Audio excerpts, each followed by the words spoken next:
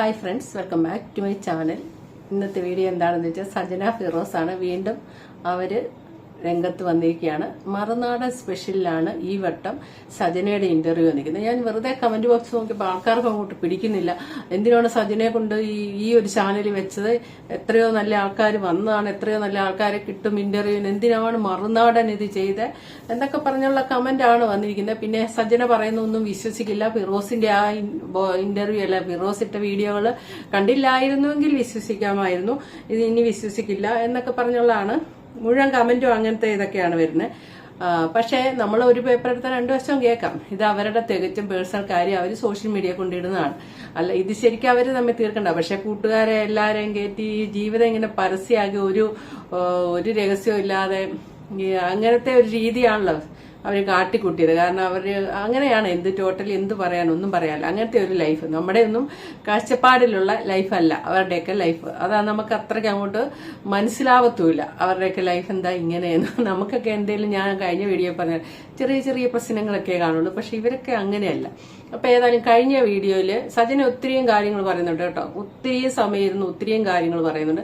അതിന്റെ അകത്ത് രണ്ട് മെയിൻ കാര്യങ്ങളെ ഞാൻ എടുത്തുള്ളൂ. ബാക്കി മറുനാടൻ സ്പെഷ്യലി നിങ്ങൾക്ക് സമയമുള്ളവർ പോയിരുന്ന് കാണണം. സമയം വേണം, സമയമുള്ളവരാണ്. അപ്പൊ ഇതിന്റെ അകത്ത് ആദ്യം ഒരു വീഡിയോ ഫിറോസ് പുറത്ത് വിട്ടത് നിങ്ങൾ ഓർക്കുന്നുണ്ടോ? ഒരു ഉപ്പിട്ടേച്ച് ഫിറോസിനെ അയക്കുന്നതായിട്ട്, ഫിറോസിനെ വിട്ടേച്ച് ഒരു ഡയറക്ടറുടെ കൂടെ പോവുകയാണ്, ഫിറോസിനെ ഉപേക്ഷിച്ച് പോവുകയാണെന്നും പറഞ്ഞ് നിയമപരമായിട്ട് കാണിക്കുന്നത്. അതിന്റെ ചോദ്യം ചോദിക്കുമ്പോൾ അതിനുള്ള മറുപടി പറയുന്നത് കേട്ടു തുടങ്ങും. എടുത്തു എനിക്ക് വേണ്ട എന്ന് തീരുമാനം എടുക്കാൻ കാരണം എടുത്തിട്ടാണ് ഇപ്പം കണ്ടൊരു വീഡിയോ. അതിനകത്ത് ഇപ്പം ഒരു വീഡിയോ, പഴയ ഒരു വീഡിയോ വന്നുകൊണ്ട്, പണ്ടത്തെ ഒരു വീഡിയോ, അതായത് 19-20 വയസ്സിൽ 21 വയസ്സിലുള്ളത് ആ ടൈമിൽ ഒരു വീഡിയോ വന്നിട്ടുണ്ട്. ഇപ്പം ഫിറോസ്, ഞാൻ ഒരാളുമായിട്ട് ഞാൻ ഇറങ്ങിപ്പോയി, എനിക്ക് വേണ്ട എന്നൊക്കെ പറഞ്ഞുകൊണ്ട് ഞാൻ എഴുതുന്ന ഒരു വീഡിയോ വന്നിട്ടുണ്ട്. അതുള്ളത് തന്നെയാണ്. കാരണം എനിക്ക് ഇയാളെ വേണ്ടാന്ന് വെച്ച് ഇയാൾ എൻ്റെ അടുത്ത് കാണിച്ച വേദന തിരിച്ച് ഞാൻ മനസ്സിലാക്കാത്ത അന്നത്തെ ഒരു പൊട്ടത്തരത്തിൽ ഞാൻ കാണിച്ച പൊട്ടത്തരമാണത്. കാരണം എനിക്ക് ഇയാളെ വേണ്ടാന്നുള്ളത്, ഇയാൾക്ക് എൻ്റെ അടുത്ത് കാണിക്കുന്ന വേദന ഇയാളെ ഇട്ടിട്ട് പോകുമ്പോൾ ഇയാൾക്ക് മനസ്സിലാക്കണം എന്ന് പറഞ്ഞ് ഞാനൊരു പണിഷ്മെൻറ്റ് പോലെ. എന്നിട്ട് എൻ്റെ വീട്ടുകാർക്ക് വരെ ഞാൻ പറഞ്ഞിട്ടുണ്ട്. എൻ്റെ വീട്ടുകാർ അവരുടെ കുഞ്ഞുമായി വിളിച്ച് ഞാൻ പറഞ്ഞിട്ടുണ്ട്, കുഞ്ഞുമ്മ ഞാനിങ്ങനെയാണ്. അവരുടെ അനിയൻ്റെ അടുത്ത് ഞാൻ കാര്യങ്ങൾ പറഞ്ഞു.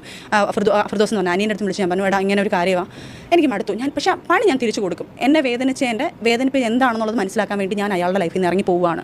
എന്നിട്ട് ഞാനാണ് അയാളെ വിളിച്ചിട്ട് ഈ വീഡിയോ ഇട്ട് കൊടുക്കുന്നതും ഈ പറഞ്ഞ സാധനങ്ങളെല്ലാം ഇട്ട് ഇയാളെ ടോർച്ചർ ചെയ്യുമായിരുന്നു. സത്യം പറഞ്ഞാൽ നിൽക്കുകയാണെന്ന് പറഞ്ഞിട്ട് ഞാൻ മാരേജ് ചെയ്ത് എനിക്ക് വേണ്ട, നിങ്ങൾ ഇറങ്ങിപ്പോ. അപ്പോൾ പറഞ്ഞു സച്ചിൻ സത്യമായിരുന്നു ഒരാളുടെ കൂടെ പോയി. അല്ല, അത് ഞാൻ പറഞ്ഞില്ല, അങ്ങനത്തെ ഒരു സിറ്റുവേഷനിൽ അവിടുത്തെ ഒരു മണ്ടത്തരം നമ്മുടെ ലൈഫിൽ വേണ്ടാന്ന് വെച്ച് ഞാൻ പോയത് തന്നെയാണ്. അത് വേണ്ടാന്ന് വെച്ച് ഞാൻ പോയത് തന്നെയാണ്. അത് ഞാൻ ഇല്ലാന്ന് ഒരിക്കലും ഇല്ല. അത് പോയി ഒരു മാസം തന്നെ പുള്ളിക്കാരൻ വിളിച്ച് കരച്ചിൽ വാക്ക് പറഞ്ഞപ്പം ഞാൻ ഇവന്റെ റിവെഞ്ച് മൈൻഡിൽ, അതായത് ഇവൻ എൻ്റെ അടുത്ത് കാണിച്ചതിന്റെ ഒരു ക്രൂക്കഡ് മൈൻഡിലാണ് ഞാൻ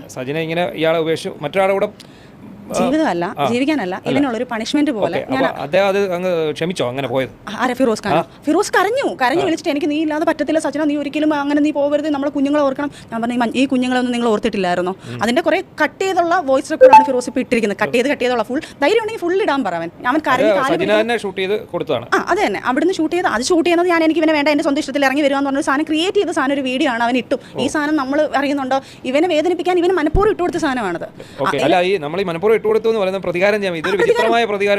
കാരണം വെച്ചാൽ നമ്മൾ പറയത്തില്ല ഏട്ടാ, എന്താ പറയുക, അതാ ഞാൻ പറഞ്ഞത്, നമ്മളുടെ പൊട്ട ബുദ്ധിയിൽ തോന്നുന്ന പൊട്ടത്തരം തോന്നിക്കുന്ന നമ്മളെ തന്നെ ഇല്ലാതാക്കിയിട്ട് നമ്മൾ പറയുന്നത് തരുന്ന വഴി തന്നെ തിരിച്ചു പണി കൊടുക്കാന്നുള്ള സാധനത്തിലാണ്. അങ്ങനെ ഒരു സിറ്റുവേഷൻ ഉണ്ടാവണമെങ്കിൽ നമുക്ക് വേറൊരാളുടെ കൂടെ പോകണം, ആ ആളുമായിട്ടൊരു റിലേഷൻ, ഒരു അഫെയർ ഒക്കെ. ഞാൻ പറഞ്ഞില്ലേ, ഒരു ഷോർട്ട് ഫിലിമിന്റെ കാര്യത്തിൽ പോയപ്പം ആക്ച്വലി നമ്മൾ ഈ പറയുന്ന കണക്ക് നമുക്ക് കുറേ ക്രൂരത നമ്മളടുത്ത് കാണിക്കുമ്പോൾ സ്വാഭാവികമായിട്ട് നമുക്ക് ഒരാളുടെ അറ്റാച്ച്മെന്റ് തോന്നും. അത് സ്വാഭാവികമാണ്. കാരണം ഇവിടുത്തെ ക്രൂരതയും ഇങ്ങനെയുള്ള കാര്യങ്ങളും വരുമ്പോൾ എൻ്റെ കൊച്ചു പ്രായമാണ്. അന്നത്തെ പ്രായത്തിൽ പൊട്ടത്തരത്തിൽ നമ്മൾ ചിലപ്പം ആരെങ്കിലും അഞ്ചാറാക്കി പറഞ്ഞാൽ നമ്മൾ വീണു. അല്ലല്ല, മലപ്പുറം ആ ഏരിയയിലായിരുന്നു. അങ്ങനെ ഒരു നിങ്ങൾ അങ്ങനെ പോയെങ്കിലും വേറൊരു ഉടനെ തന്നെ തിരിച്ചു പോകുന്നു. ആ ടൈമിൽ തന്നെ ഫിറോസ് ഖാൻ ഇതെല്ലാം ഇട്ട് കൊടുത്തപ്പോൾ തന്നെ തിരിച്ച് പുള്ളിക്കാരൻ കരഞ്ഞു വിളിച്ചു. എനിക്ക് പുള്ളി തന്നെയാണല്ലോ അപ്പോഴും. അല്ല, അതൊക്കെ നമ്മൾ പ്ലാൻഡ് ആയിരുന്നു. എല്ലാവരും ഇങ്ങനെ ഒരു സംഭവം ക്രിയേറ്റ് ചെയ്ത സാധനമാണ്. എന്നിട്ടും പുള്ളിക്കാരൻ ആക്ച്വലി എൻ്റെ അല്ലല്ല, ശരിക്കും പറഞ്ഞാൽ അത് കഴിഞ്ഞപ്പോഴത്തേക്ക് പുള്ളിക്കാരൻ എൻ്റെ അടുത്ത് ഭയങ്കരമായിട്ട് ആത്മാർത്ഥമായിട്ട് സ്നേഹം, പുള്ളിക്കാരൻ അങ്ങ് സീരിയസ് ആവുന്നുണ്ടായിരുന്നു. പക്ഷെ എൻ്റെ മനസ്സിൽ എനിക്ക് റിവെഞ്ച് ആയിരുന്നു പുള്ളിക്കാരൻ. ശരിക്കും പറഞ്ഞാൽ അതും വേണമെങ്കിൽ പറയാം. ഞാൻ എനിക്ക് പുള്ളിയെടുത്തുള്ള പ്രതികാരം കിട്ടാൻ ഞാനത് ഒരാളെ ഉപയോഗിച്ചു തന്നെ വേണമെങ്കിൽ പറയാം. ഒന്നുമില്ല, അവര് അന്നേ നമ്മൾ അതെല്ലാം അന്നേ വിട്ട കാര്യം. ഒന്നുമില്ല. അത് ആ സംഭവം ഞാൻ തിരിച്ചു വന്നു ഇങ്ങോട്ട്. തിരിച്ചു വന്നിട്ട് ഞാൻ പറഞ്ഞു അതൊരു ഷൂട്ടിന്റെ പർപ്പസ് ആയിട്ട് പോയ സാധനമാണത്. അത് കഴിഞ്ഞപ്പോൾ തന്നെ ഞാൻ ഷൂട്ട് കഴിഞ്ഞിട്ട് ഒരു ഷോർട്ട് ഫിലിമിന്റെ ഷൂട്ടിനായിട്ട് പോയതാണ്. കാരണം ആ ഷൂട്ട് കഴിഞ്ഞപ്പോൾ തന്നെ ഞങ്ങൾ അവിടുത്തെ കുറച്ച് ഫ്രണ്ട്സ് ഉണ്ട്. ഇപ്പോഴും അവരെ വേണമെങ്കിൽ കോൺടാക്ട് ചെയ്ത് അറിയാം ഇതിന്റെ കഥകൾ മൊത്തം. എൻ്റെ കുറച്ച് ഫ്രണ്ട്സ് ഉണ്ട്. അവരുമായിട്ട് നമ്മൾ പോയിട്ട് അവിടെ നിന്ന് നമ്മൾ എൻ്റെ ഈ കഥകളൊക്കെ പറഞ്ഞപ്പോൾ ഞാൻ ഇങ്ങനെ ഒരു സാധനം പറഞ്ഞു, ഇങ്ങനെ എനിക്ക് ചെയ്യണം എന്നൊക്കെ പറഞ്ഞപ്പോൾ അത് ഓക്കെ പറഞ്ഞത് അവർ. പിന്നെ ഈ സ്വാഭാവികമായിട്ട് ഞാൻ അതില്ലാന്നും പറയുന്നില്ല, അവിടെ എനിക്കൊരു ഇഷ്ടവും അവിടെ പുള്ളിക്കാരന് ഒരു ഇഷ്ടം തോന്നി, പുള്ളിക്കാരനും എൻ്റെ അടുത്തൊരു ഇഷ്ടം തോന്നിയായിരുന്നു. പക്ഷേ ഇഷ്ടപ്പെട്ടു പോയതാണ് ശരിക്കും, പോയതേ അല്ല. അത് ആ സാധനം ഉണ്ടാക്കിയത് തികച്ചും നമ്മളൊരു സ്ക്രിപ്റ്റഡ് ആയിരുന്നു. ഒരിക്കലും പോകാൻ വേണ്ടിയിട്ടോ, കാരണം ലീഗലി കല്യാണം കഴിച്ച ഒരാൾ ഡിവോഴ്സ് ചെയ്യാതെ ഒരാളോട് പോകാൻ പറ്റുമോ? ഒരിക്കലും ചെയ്യാൻ പറ്റത്തില്ല. പക്ഷേ ഇയാളെ പേടിപ്പിക്കാൻ വേണ്ടി ചെയ്ത ഒരു സാധനമാണ്, തികച്ചും ക്രിയേറ്റീവ് ആയിട്ടൊരു അല്ല. ഇനിയിപ്പോൾ ആൾക്കാർ ഇത് വിട്ട് പറഞ്ഞുകൊണ്ട് എന്നെ മാറുമായിരിക്കും, സജിൻ എങ്ങനെ പറഞ്ഞു, സജിൻ അങ്ങനെ പറഞ്ഞു. എൻ്റെ സത്യാവസ്ഥ ഞാൻ ഇപ്പോഴും പച്ചയ്ക്കാണ് പറഞ്ഞുകൊണ്ടിരിക്കുന്നത്. അവിടെ ഒരു ഇല്ലാന്ന് ഞാൻ പറയുന്നില്ല, ഉണ്ടെന്നും പറയുന്നില്ല. ആ പ്രായത്തിൽ തോന്നിയ ഒരു പൊട്ടത്തരം. ആ വീഡിയോ സജിനെ അയച്ചു കൊടുത്ത വീഡിയോ ഈ ഫിറോസിന്റെ കയ്യിലുണ്ടായിരുന്നു, അന്നത്തെ വീഡിയോ. അതായത് അത്രയും വർഷം കേട്ടോ, അത്രയും വർഷം ഒരു 2010-11. അപ്പൊ ആ വീഡിയോ അന്ന് സൂക്ഷിച്ചു വെച്ച ആ വീഡിയോ ആണ് ഇന്നാൾ ഇട്ടതെന്നാണ് ഈ പറയുന്നത്. എന്റെ പൊന്നോ സജന പറയുന്നതിന്റെ അകത്ത് സാധാരണ മനുഷ്യരുടെ ചിന്താഗതിയായിട്ട് നിങ്ങൾക്ക് തോന്നുന്നുണ്ടോ? ഒരു ഭർത്താവിന്, അതായത് ഫിറോസ് ഖാന് ഒരു പരസ്ത്രീ ബന്ധമുണ്ട്, അത് സജന കാണുന്നത് വീഡിയോയുടെ ആദ്യം പറയുന്നുണ്ട്, അത് ഞാൻ കാണിച്ചില്ലെന്നേ, ഒത്തിരി സമയം വേണം. അത് കാണുന്നു, അതിന്റെ പ്രതികാരാർത്ഥം പുള്ളിയോട് പിരിഞ്ഞു പോകണമെന്ന് തോന്നി. അപ്പൊ പുള്ളിയോട് പിരിയാൻ വേണ്ടി പുള്ളിക്കാരത്തി കണ്ടുപിടിച്ച ഒരു മാർഗമാണ് പരപുരുഷ ബന്ധം, അതായത് പരസ്ത്രീ ബന്ധമാണ് ഫിറോസ് ഖാനുള്ളത്. അപ്പൊ പിന്നെ അതിന്റെ അതേ നാണയത്തിൽ തിരിച്ചടയ്ക്കാൻ വേണ്ടി എന്ത് ചെയ്യണം? പരപുരുഷ ബന്ധം ഉണ്ടാക്കണം. അതിനെന്ത് ചെയ്യണം? ഏതോ ഒരു ഷൂട്ടിങ്ങിന് പോയപ്പോൾ ആ ഡയറക്ടറോട് പറഞ്ഞിട്ട് അങ്ങനെ ഒരു സ്ക്രിപ്റ്റ് ആയിരുന്നു എന്ന് പറഞ്ഞു. എന്നിട്ട് വരികൾക്കിടയിൽ വായിക്കാന്ന് പറഞ്ഞ പോലെ ശ്രദ്ധിച്ചു കേട്ടാൽ നിങ്ങൾക്ക് മനസ്സിലാവും. ഇടയ്ക്ക് പറയുന്നുണ്ട്, അന്നത്തെ എന്റെ പ്രായമല്ലേ, എനിക്ക് തോന്നുന്നു നമ്മൾ ഇവിടെ ഇത്രയും വിഷമിച്ച് നിൽക്കുന്നതുകൊണ്ട് അവിടെ നിന്ന് ഒരു സ്നേഹം കിട്ടിയപ്പോൾ നമ്മൾ അങ്ങോട്ടൊന്ന് ചാഞ്ഞു. അങ്ങനെ ഒരു വാക്ക് ഇടയ്ക്ക് തള്ളി വിടുന്നുണ്ട്. സജനി ഒരു പൊട്ടിയാന്ന് തോന്നുന്നുണ്ട്. മറിച്ചടി കുറച്ചു നേരം കഴിഞ്ഞപ്പോൾ പറയുന്നുണ്ട്, ഇപ്പൊ ആ കൊണ്ടുപോയ വ്യക്തി ഉണ്ടല്ലോ, ആ വ്യക്തിക്ക് ഇപ്പം എന്നോട് കൊണ്ടുപോയി കഴിഞ്ഞപ്പം എന്നോട് താല്പര്യമായി എന്ന്. ഇത് തന്നെ ഒരു ഭർത്താവ് ആരുടെയും കൂടെ പോയെന്ന് പറഞ്ഞാൽ ഭാര്യ ഉടനെ വേറെ ആളുടെ കൂടെ പോയി പ്രതികാരം ചെയ്യുന്നത് ഇവരുടെ കഥയിലാണ് ആദ്യമായിട്ട് കേൾക്കുന്നത്. പിന്നെ അടുത്തതോ അതിലെല്ലാം അതിശയ, വേറെ ആളുടെ കൂടെ പോയ ഭാര്യയെ കരഞ്ഞു കാല് പിടിച്ച് ഫിറോസ് കൊണ്ടുവന്നു. ഇത് ഇന്നാളും ഞാൻ ഫിറോസിന്റെ ചാനലിൽ ഫിറോസ് ഇട്ടപ്പോൾ ഞാൻ പറഞ്ഞു, ഇതൊക്കെ എന്താണ് നമുക്കാർക്കും കാണാത്ത രീതി. പിന്നെ ഇനി ഇതിന്റെ ബാക്കി കഥ പറയുന്നതിന്റെ അകത്ത് ലക്ഷ്മി ജയൻ എന്ന് പറഞ്ഞ പാട്ടുകാരിയാണ് ഈ പുള്ളിക്കാരത്തെ വഴിതെറ്റിക്കുന്നുള്ള രീതിയിലൊക്കെ ഫിറോസ് പറഞ്ഞിരുന്നു അവരുടെയൊക്കെ പേര്. ഇതിന്റെ അകത്ത് പേര് പറയാൻ സജന പറയുന്നുണ്ട്, അവരാണ് രക്ഷിച്ചതെന്നുള്ള രീതിയിൽ. അവര് റിസുൽ പൂക്കുട്ടിയായിട്ട് നല്ല പരിചയമുണ്ട്. അപ്പൊ അവരവിടെ കൊണ്ടുപോയി ബിഗ് ബോസിൽ നിന്ന് ഇറങ്ങിയ ഉടനെ ആർക്കും ഒരു വേഷം കിട്ടില്ല. ശരിയാണ്, ഒരു വേഷം സിനിമയിലും ഇല്ല, ഒന്നിലും കിട്ടില്ല. ബിഗ് ബോസിൽ പോയി കഴിഞ്ഞാൽ ഉള്ളത് കൊണ്ട് നഷ്ടപ്പെടും. അപ്പൊ ആ ഒന്നുമില്ല, ഫിറോസ് ചെലവിനും തരികയില്ല, ഫിറോസ് പണിക്കും പോവുകയല്ല. സജനയ്ക്ക് ഒരു കുട്ടി വേറെ ഉണ്ടല്ലോ, അതിനെ നോക്കാൻ കിട്ടില്ല, അതിന് ഫുഡൊന്നും മേടിക്കാനൊന്നും പൈസ കൊടുക്കുകയല്ല. അടി ഇടി ഉപദ്രവങ്ങള് പരസ്ത്രീ ബന്ധം ഇങ്ങനെ എല്ലാം ആയിട്ട് നിൽക്കുകയാണ്. അപ്പൊ എന്തെങ്കിലും മൂഡ് ഔട്ട് ആയിട്ടിരിക്കുന്ന സജനെ പിടിച്ച് ഇവര് കൂട്ടുകാരെല്ലാരും കൂടെ എവിടെയെങ്കിലും കൊണ്ടുപോകും. എന്നിട്ട് അങ്ങനെ കൊണ്ടുപോയി ഒരു ദിവസം റിസുൽ പൂക്കുട്ടിയൊക്കെ പരിചയപ്പെട്ടു, ജസ്റ്റ് പരിചയപ്പെട്ടേ ഉള്ളൂ. അത് കഴിഞ്ഞ് 10-30,000 രൂപ മുടക്കി ദുബായ്ക്ക് ഒരു പോക്ക് പോകുന്നു. അവിടെ പോയിട്ട് പറയുന്ന ഭാഷ നിങ്ങൾ പോയാൽ കേൾക്കാം, രേണുസുതിയുടെ അവസ്ഥ പോലെ ആയിരുന്നു. അതായത് ബാറിൽ പോയി ചുമ്മാ ഇരിക്കുക, ഇങ്ങനെ ബാറിൽ പോയി ഇരുന്നാൽ മതി ഗസ്റ്റ് ആയിട്ട്. അപ്പൊ അവര് 500 ദിർഹമൊക്കെ വെച്ച് വരുന്നവര് കൊടുക്കും എന്നൊക്കെ പറഞ്ഞ് അത് അന്ന് അത്രയും കിട്ടുമല്ലോ എന്ന് പറഞ്ഞ് സജന അവിടെ പോയിരിക്കുന്നു. ഇരുന്ന് കഴിഞ്ഞപ്പോൾ അതിന്റെ നടത്തിപ്പുകാരിയായിരിക്കും അവർ ഇപ്പുറത്തെ വശത്ത് സജനയുടെ കൂടെ കിടക്കാൻ ബിഗ് ബോസ് താരം സജനയുടെ കൂടെ കിടക്കാൻ ഇത്ര രൂപ എന്ന് പറഞ്ഞ് അവർ നോട്ടീസ് അടിച്ച് വിതരണം ചെയ്യുന്നുണ്ടായിരുന്നു. അപ്പൊ പിന്നെ ഈ ലക്ഷ്മി ജയനും അതുപോലുള്ള ഒരു റസൂൽ പൂക്കുട്ടിയൊക്കെ കൂടെ അറിഞ്ഞ് തിരിച്ച് നാട്ടി കൊണ്ടുവരികയൊക്കെയാണ് ചെയ്തത് എന്നൊക്കെ പറയുന്നുണ്ട്. അതിനുശേഷം റസൂൽ പൂക്കുട്ടിയായിട്ട് പരിചയപ്പെട്ട കാര്യമൊക്കെ പറയുന്നുണ്ട്. അത് കഴിഞ്ഞ് പറയുന്നതിൻ്റെ അകത്ത് നമ്മുടെ ദിയാസനെ, ഇവര് തമ്മിൽ ഇപ്പൊ ശത്രുവാണ്. ദിയാസനെ അന്ന് ഫോൺ ഹാക്ക് ചെയ്തെന്ന് പറഞ്ഞപ്പോൾ പുള്ളിക്കാരത്തി കളിയാക്കി വീഡിയോ ഇട്ടിരുന്നു. ഇവരിപ്പൊ ശത്രുവാണ്. അപ്പൊ ഒരു ശത്രുവിനെ പറ്റിയാണ് പറയുന്നത്. അപ്പൊ നമ്മൾ ഈ പറയുന്ന എല്ലാം വെള്ളം തൊടാതെ വിഴുങ്ങണമെന്നില്ല. ദിയാസന MDMA കൈ വെച്ച് സജനയുടെ വീട്ടിൽ വന്നെന്ന് പറഞ്ഞു, മറുനാടൻ സ്പെഷ്യലി വന്ന് ഇരുന്നിട്ട് ഇതുപോലൊരു വർത്താനാണ് സജന ഇപ്പൊ പറഞ്ഞു വിടുന്നത്. അതിലുപരിയായിട്ട് ഇതാണ് എന്റെ ജീവിത മാർഗം എന്ന് ദിയാസന പറയുന്നതായിട്ടും എല്ലാം പറയുന്നുണ്ട്. ഇത് വാമൊഴിയാണ്, വാക്കാലാണ് പറയുന്നത്. ഇന്ന് ഇതുപോലെ പുതിയ ഗവൺമെന്റ് വന്നിട്ട് മയക്കുമരുന്നിന്റെ മൊത്തം പിടിക്കുന്ന ഒരു സന്ദർഭത്തിൽ ഓപ്പറേഷൻ തുഫാൻ നടക്കുന്ന ആ സമയത്ത് തന്നെ ഇതുപോലെ വന്നിരുന്ന് പറയാന്ന് പറഞ്ഞാൽ ഇത് ചിലപ്പോൾ ഒരു കെണിയായിരിക്കാം. കാരണം ഇവരൊക്കെ തമ്മിൽ ആൻമരിയെയും ദിയാസനെയാണ് ഈ ഓഡിയോ, അതായത് ആ രഹസ്യ ഓഡിയോ ഇല്ലേ റസൂൽ പൂക്കുട്ടിയും സജനയും കൂടെ പറയുന്ന സംഭാഷണം, അതുള്ളതാന്ന് സമ്മതിച്ചിട്ടുണ്ട്. അപ്പൊ ആ സംഭാഷണം ആൻമരിയയ്ക്ക് അയച്ചു കൊടുത്തത് ആൻമരിയാണ് ദിയാസനയ്ക്ക് അത് അയച്ചു കൊടുത്തത്. നേരിട്ട് ദിയാസനയ്ക്ക് സജനെ അയച്ചതല്ല, ആൻമരിയയ്ക്ക് അയച്ചു വെച്ചിട്ട് ആൻമരിയെ അയച്ചു കൊടുത്ത് പിന്നെ ദിയാസനയുടെ കയ്യിലെത്തുന്ന ആ വോയിസ്, അതായത് റസൂൽ പൂക്കുട്ടിയായിട്ടുള്ള സ്വകാര്യ സംഭാഷണം അറിയാലോ.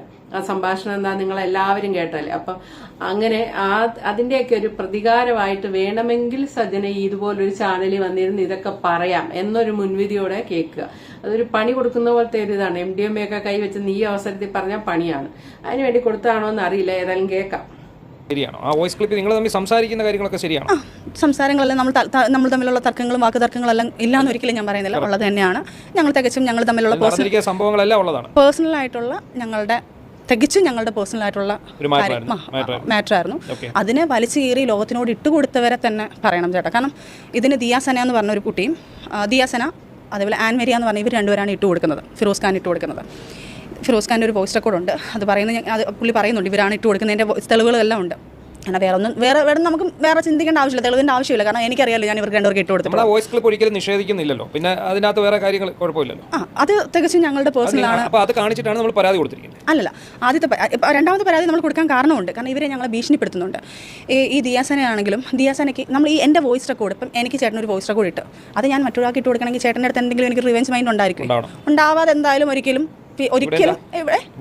ഇവിടെ എന്ന് പറഞ്ഞു കഴിഞ്ഞാൽ ദിയാസന എന്ന് പറഞ്ഞ വ്യക്തി എൻ്റെ വീട്ടിൽ വന്നിട്ട് കുറച്ച് ഫ്രണ്ട്സ് എല്ലാം ആയിട്ട് വന്നിട്ട് ബിഗ് ബോസ് കുറച്ച് ടീമുകളായിട്ട് വന്നിട്ട് നമുക്ക് എല്ലാവർക്കും കൂടാടി എന്നൊക്കെ പറഞ്ഞുകൊണ്ട് എല്ലാവരും കൂടെ വന്നിരിക്കാന്ന് പറഞ്ഞു. എൻ്റെ വീട്ടിൽ വന്നു. കാരണം എൻ്റെ അറ്റ്മോസ്ഫിയർ ഭയങ്കര രസമാണ്. ഞങ്ങൾ എല്ലാവരും കൂടെ ഒരുമിച്ച് ട്രിവാൻഡ്രത്ത് ഒരു വീട് എടുത്തിട്ടുണ്ടായിരുന്നു. ഞാൻ ശാസ്ത്രമംഗലത്ത് ഒരു വീട് എടുത്തിട്ടുണ്ടായിരുന്നു വർക്കിൻ്റെ കൂടെ ആവശ്യത്തിന്. കാരണം ഷൂട്ടിന് പോകണം വരണം. അതുപോലെ തന്നെ എനിക്ക് അവിടെ ഒരു ബൊട്ടിക്ക് തുടങ്ങാനുള്ള സംഭവങ്ങളുണ്ടായിരുന്നു. അതിന് വേണ്ടി എടുത്തിട്ട് നല്ല അറ്റ്മോസ്ഫിയർ ഒക്കെ. അപ്പോൾ നമ്മൾ ഇവരൊക്കെ വന്നപ്പോഴത്തേക്ക് ബിഗ് ബോസ് ടീം വന്നപ്പോഴത്തേക്ക് ദിയാറിനോട് ഇവരെ നമുക്ക് എല്ലാവരും കൂടെ കറങ്ങാൻ പോകാന്നെല്ലാം പറഞ്ഞു. ഞങ്ങൾ എല്ലാവരും കൂടെ പോയി പുറത്തൊക്കെ ഫുഡൊക്കെ കഴിച്ചു. തിരിച്ച് വന്നപ്പോൾ എന്നോട് പറഞ്ഞു നമുക്ക് സജിനയുടെ വീട്ടിൽ പോയി ഇരിക്കാമെന്ന് പറഞ്ഞു. അപ്പം ഞാൻ ശരി എന്ന് പറഞ്ഞു. സ്വാഭാവികമായിട്ട് വന്നിരിക്കുന്ന നല്ല രസമാണെന്നൊക്കെ പറഞ്ഞു. 4-5 പേരുണ്ടായിരുന്നത്, എല്ലാവരും അറിയാവുന്നവരാണ് ബിഗ് ബോസിലുള്ള. അതിനകത്ത് ഒരാൾ മാത്രം ദിയയുടെ ഒരു കൂടെ നടക്കുന്ന ഒരു പയ്യൻ, അതും പറഞ്ഞിട്ട് അവരൊന്നും ഞാൻ പിടിച്ചിരുന്നില്ല അതിനകത്ത്. ബാക്കിയെല്ലാം ബിഗ് ബോസിലെ ടീമായിരുന്നു. വന്നു ഇവരെല്ലാവരും നമ്മൾ ഇന്ന് സംസാരിച്ചുകൊണ്ടിരിക്കുമ്പോൾ AC റൂം എവിടെയാണെന്ന് പറഞ്ഞാൽ നമ്മൾ AC റൂമിലോട്ട് കയറുന്നു. ദിയാസന ഒരു കവർ എടുക്കുന്നു, പൊടിക്കുന്നു, കുറേ സാധനങ്ങൾ ചെയ്യുന്നു. അപ്പം തന്നെ ഞാനങ്ങ് ഡെസ്പായി. സത്യം പറഞ്ഞാൽ MDMA ആയിരുന്നു എടുത്ത് ചെയ്തുകൊണ്ടിരിക്കുന്നത്. ഇത് റീസെൻ്റ് ഒരു 5 മാസം പോലും 4 മാസം പോലും ആയിട്ടില്ല. ഇതപ്പം റീസെൻ്റ് നടന്നതാണ്. ഈ പ്രശ്നങ്ങൾക്കൊക്കെ മുന്നെയാണ് എടുത്തിട്ട് പൊടിച്ചിട്ട് പുള്ളിക്കാരി എടുത്തിട്ട് ചെയ്യാൻ പോകുന്നു. അപ്പം തന്നെ എൻ്റെ മുഖമൊക്കെ അങ്ങ് മുഖമൊക്കെ മാറിയപ്പോൾ എൻ്റെ അടുത്ത് ഇവർ ചോദിക്കുന്നുണ്ട്. ഇല്ല ആ സമയത്ത് ഞാൻ എൻ്റെ ഷൂട്ടിന് വേണ്ടി മാത്രം എടുത്തിട്ടുള്ള സാധനമാണ്. ഇല്ല ഞാൻ ആ സമയത്ത് ഒറ്റയ്ക്കേ ഉള്ളൂ. ഷൂട്ടിന് പോകുമ്പോൾ ഞാൻ അവിടെ നിൽക്കും. തിരിച്ച് ഞാൻ ഷൂട്ട് കഴിയുമ്പോൾ ഞാൻ നേരെ അങ്ങ് പോകും. കാരണം ഹോട്ടൽ റൂമിന്, കാരണം എനിക്ക് ഇവർ പൈസ തരുന്നുണ്ട് ഹോട്ടൽ റൂമിന് പകരം എനിക്ക് റൂമിന്. പിന്നെ ഇവിടെ എടുത്തിട്ടിരിക്കുന്നത് എൻ്റെ ഒരു ബൊട്ടിക്കിന് വേണ്ടി സ്റ്റാർട്ട് ചെയ്യാന്നുള്ള രീതിയിലാണ് ഞാൻ എടുത്തിട്ടിരിക്കുന്നത്.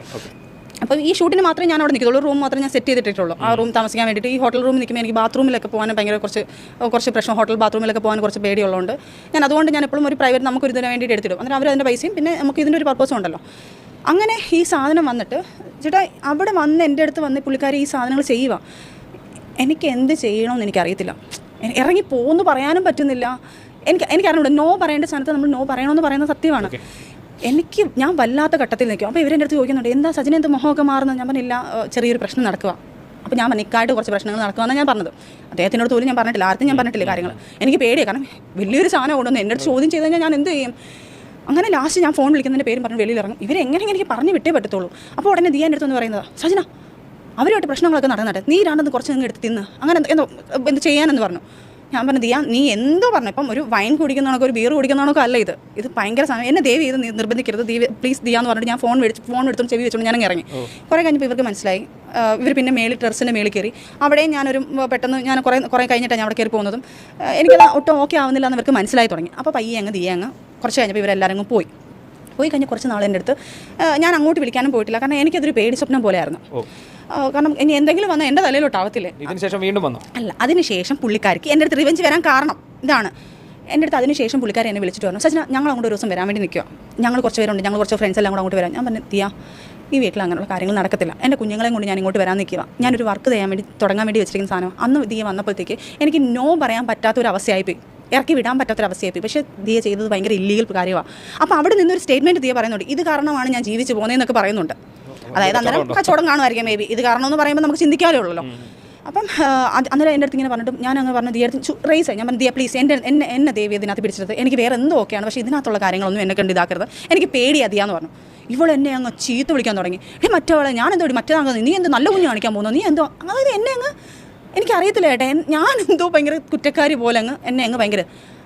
അപ്പം തൊട്ടേ ആളങ്ങ് തിരിഞ്ഞു കഴിഞ്ഞിട്ടുണ്ട്.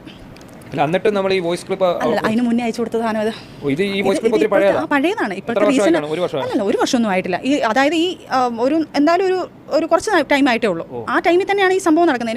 എനിക്കൊന്ന് 2 മാസം പോലും ആയിട്ടില്ല ഈ സംഭവം നടന്നിട്ടും. 2-3 മാസം പോലും ആയിട്ടില്ല. ആ സമയത്ത് തന്നെയാണ് ഈ സംഭവങ്ങളും വരുന്നത്. 2-3 മാസം പോലും ആയിട്ടില്ല. എനിക്ക് അറിഞ്ഞൂടാ, ഡേറ്റുകളൊന്നും എനിക്ക് ഓർമ്മയില്ല. ഡേറ്റുകൾ ചിലപ്പോൾ ഏതെങ്കിലും പോസ്റ്റുകൾ നോക്കുമ്പോഴായിരിക്കും അറിയുന്നത്. അതിന് ശേഷമാണ് ഈ സംഭവങ്ങൾ വരുന്നത്, ഈ വോയിസ് റെക്കോർഡ് ഇടുന്നതും അതിന് മുന്നേ ആയിരുന്നു ഈ സാധനങ്ങളെല്ലാം ഇടുന്നതും. ഇത് അവരുടെ കയ്യിലുണ്ട്. ഇത് ദിയയ്ക്ക് ഇട്ട് കൊടുത്ത സാധനമല്ല, ഞാൻ ആൻമേരിക്ക് ഇട്ട് കൊടുത്ത സാധനമാണ്. ആൻമേരിയെ ദിയയ്ക്ക് ഇട്ട് കൊടുത്തത്. ഈ ദിയയാണ് എടുത്ത് മറ്റേ ഫിറോസിന് ഇട്ട് കൊടുത്തത്. അങ്ങനെ ഈ സാധനം അങ്ങോട്ടും ഇങ്ങോട്ടും സംസാരമായി. ഇത് മാത്രമല്ല, ഞങ്ങൾ പല കാര്യങ്ങളും ഇവരുടെ കയ്യിലുണ്ട്. അതും പല കാര്യങ്ങളും ഫിറോസിൻ്റെ കയ്യിലെത്തിയെന്ന് പറഞ്ഞാൽ ഫിറോസ് തന്നെ, കാരണം ഈ സംഭവങ്ങളെല്ലാം വന്നപ്പോഴത്തേക്ക് ഫിറോസ് മുക്കലും മൂളലും ഞങ്ങളെക്കുറിച്ചുള്ള അലിഗേഷനും കുറേ കാര്യങ്ങളെല്ലാം പറഞ്ഞു. ഈ സംഭവം വന്നപ്പോഴാണ് ഞാൻ പ്രതികരിച്ചത്. കാരണം റസൂൽ പൂക്കുട്ടിയും ഞാനുമായിട്ട് എന്തോ ബന്ധമുള്ളത്, ഞങ്ങൾ ഫിറോസ് പിരിഞ്ഞിട്ട് പോകാൻ കാരണം, ഈ ഞങ്ങളുടെ പ്രശ്നം ഞങ്ങൾ ഡിവോഴ്സ് ചെയ്യാൻ കാരണം റസൂൽ പൂക്കുട്ടിയാണെന്ന്. എന്തിനാണ് ആവശ്യമില്ലാത്തൊരു അലിഗേഷൻ എടുത്തിടുന്നത്? ഇതിനകത്ത് ഇപ്പം ഈ ഫിറോസ് ഈ വോയിസ് ക്ലിപ്പ് പുറത്ത് വിടാനുള്ള കാരണം അത് ശരിക്കും എന്താണ് ചേട്ടാ? ഇപ്പോഴും എനിക്ക് അറിഞ്ഞൂടാ അതെന്താണെന്ന്. കാരണം ഫിറോസ് ഖാൻ അന്ന് പുറത്തുവിട്ട ആ ഒരു വോയിസുകളൊന്നും സജന നിഷേധിക്കുന്നില്ല കേട്ടോ. അതൊക്കെ അവർ തമ്മിൽ നടന്ന അല്ലെ AI ഒന്നും അല്ല. AI ആന്നൊക്കെ പറഞ്ഞൊരു പ്രചരണം ഉണ്ടായിരുന്നു. AI ഒന്നും അല്ല, അതെല്ലാം ഒറിജിനലാണ്. പക്ഷെ അത് ആൻമരിയയ്ക്ക് കൊടുത്ത്, ആൻമരിയ ദിയാസനയ്ക്ക് കൊടുത്തു, ദിയാസന ഫിറോസിന് കൊടുത്തു എന്നൊക്കെയുള്ളതാണ്. ഏതായാലും തികച്ചും പേഴ്സണലായ കാര്യങ്ങളാണ് ഇവരുടെ ഇടയിൽ നടന്നത്. അതാണ് കൊണ്ട് സോഷ്യൽ മീഡിയ ഇട്ടുകൊണ്ടിരിക്കുന്നത്. ഇപ്പോഴും നേരത്തെ അതെ, ഇപ്പോഴും അതെ. ഇതിന്റെ അകത്ത് ഈ വീഡിയോയ്ക്കകത്ത് ഞാൻ ഉൾപ്പെടുത്തിയിട്ടില്ലെന്നേ ഉള്ളൂ. ഫിറോസിന്റെ ഒരു വോയിസും കൂടെ ലാസ്റ്റ് ആകുമ്പോൾ ഇട്ടിട്ടുണ്ട്. മറുനാടൻ സ്പെഷ്യലിനകത്ത് ഇട്ടിട്ടുണ്ട്. ചെളിവാരി അങ്ങോട്ടും ഇങ്ങോട്ടും പരസ്പരം ചെളിവാരി ശരിക്കും എറിയാന്നുള്ളതാണ് ഇപ്പൊ നടത്തിക്കൊണ്ടിരിക്കുന്നത്. ഇവര് 2 വ്യക്തികൾ ചെളിവാരി എറിയുമ്പോൾ ഇവര് 2 വ്യക്തികളോട് ഒപ്പം ചേർന്ന് നിന്ന ഫ്രണ്ട്സ് ഉണ്ടല്ലോ, അവരെല്ലാരും മോശക്കാരായി മാറിക്കൊണ്ടിരിക്കുക. അവരെല്ലാം 2 സൈഡിൽ നിന്നും അവർക്ക് അറ്റാക്ക് ഉണ്ട്, 2 സൈഡിൽ നിന്നും. അപ്പൊ അവരുടെയും പേര് മോശമായിക്കൊണ്ടിരിക്കുകയാണ്. ചാരി നിന്നോരെ അവരെയും കൂടെ മോശമാക്കിക്കൊണ്ടിരിക്കുകയാണ്. ഓരോ കഥകൾ പറയുമ്പോൾ ഓരോരുത്തരുടെ പേരല്ലേ. ഫിറോസ് പറയുമ്പോൾ സജനയുടെ കൂട്ടുകാരുടെ കുറെ പേരുടെ പേര് മോശമാവും. സജന പറയുമ്പോൾ ഫിറോസുമായിട്ട് ബന്ധപ്പെട്ട് കുറെ കാര്യങ്ങൾ പറയുന്നുണ്ട്. ബാത്റൂമിൽ വെച്ച് ഹിസ് ചെയ്യുന്നതും അതും ഇതൊക്കെ സജന കണ്ടതും അങ്ങനെ കുറെ കാര്യങ്ങൾ ആ ഇന്റർവ്യൂ പറയുന്നുണ്ട്. അപ്പോൾ okay, thank you for watching. അടുത്ത വീഡിയോ കാണാം.